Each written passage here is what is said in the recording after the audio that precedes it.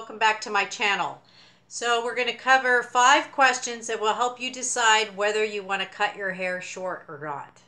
And hopefully they're helpful to you. So let's just jump right on in. Do you have a previous cut that was really expensive? Meaning, did you just get your hair cut? Did you just get highlights put in? Did you get extensions put in? Did you get any of that done? If you did, you may want to wait to get your money's worth.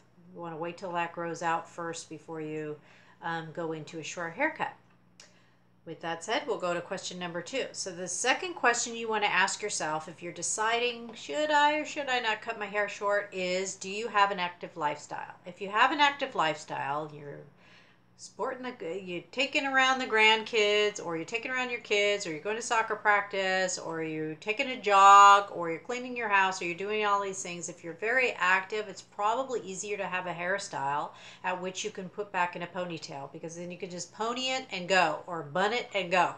So that's something to consider, whether you want to go shorter than that or not. All right, and question number 3 you want to ask yourself is, am I proficient in styling short hair? Now this is twofold. Do you think you can style your short hair? Because you will be styling short hair. Isn't that easy? I will just be totally honest with you. There's a lot of curling and straightening for me. I have kind of semi-wavy hair. If you have all straight hair and it seems to go into any cut you put it in, fine, go for it. But I have slightly wavy hair, so it takes some work. I have to blow dry it with a round brush and a square brush, and then I have to straighten it with the straightening iron, and I have to fix it and rearrange it and spray it and do all this stuff to get it to behave. And so that's something you want to factor in. And you also want to factor in is, if you're older, your shoulders and your arms, because it's work. You're curling and you're doing all of the stuff with your hands, and sometimes that can cause some shoulder pain and upper arm pain for some of you out there. So you want to consider that too if you want to go short. And question number 4 is, what do we do? Proficiency. Okay, question number 4 will be, will this new look suit your face shape? So I just did the last video on face shapes and hairstyles. Hopefully that's helpful. Watch that video if you haven't already. If not, there's a ton on YouTube that you can watch. Just put it up in the search bar, face shapes, hairstyles. You'll get all kinds of fun stuff to watch. So check it out. So, and that will help you kind of decide what short looks good on you. Okay, so short, kind of in the short magazines, they kind of go from anything that's here shoulder length all the way on up. So anything that's shoulder length on the up would be considered short. I mean, I call shoulder length medium myself, but they're showing a lot of medium styles in the short hair color book, so cut book. So it can be anything from here, here, here, or here. That's shorter. And then of course layers can make your hair appear shorter. Like if I had an all one length bob right now, the bob would come down probably to just above my chin here. It'd be all one length. It would kind of make my hair appear longer. So there's all kinds of variations there. So I'm sure that if you wanted to go shorter, there's something for you.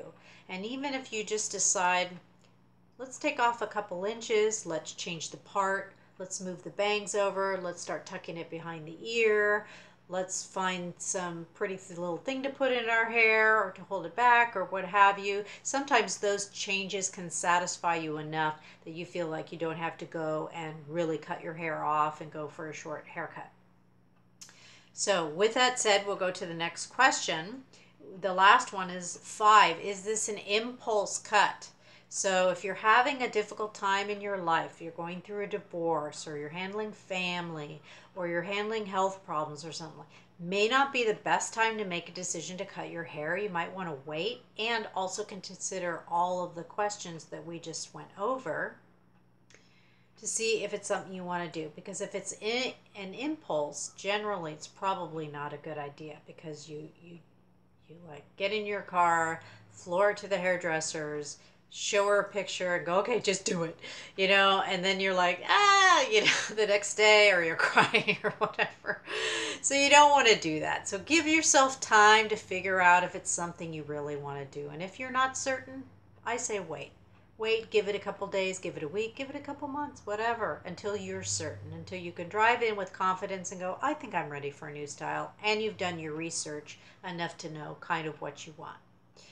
So I hope that helps. And if for you ladies out there that are going gray and you're thinking, I want to cut short because I want to speed the time to gray hair so it doesn't take so long, again, use all of these questions to help you make your decision.